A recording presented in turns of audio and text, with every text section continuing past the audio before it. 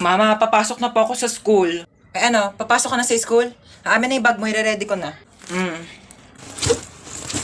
Etong mga libro na to, dadalin mo to lahat ha. Hindi to pinamigay ng teacher mo para lang i-display mo dito sa bahay. Babasahin mo to lahat sa school mo ha. O, dali mo tong electric pan na to ha. Ano ka, mahirap matuyuan ng pawis sa likod. Kailangan mo mag-electric pan doon. Dali mo rin tong microwave oven ha. Ikaw na mag-adjust. Hindi na masarap ang pagkain kapag malamig na ha. Initin mo na lang dito sa microwave oven ha. Ingatan mo naman to.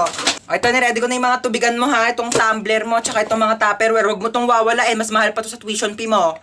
Ito mga damit na to, dali mo to ha, ipapasok ko to sa bag mo. Mahirap matuyuan ng pawis sa likod. Ma, ang dami naman yan. Suotin mo to mga to ha.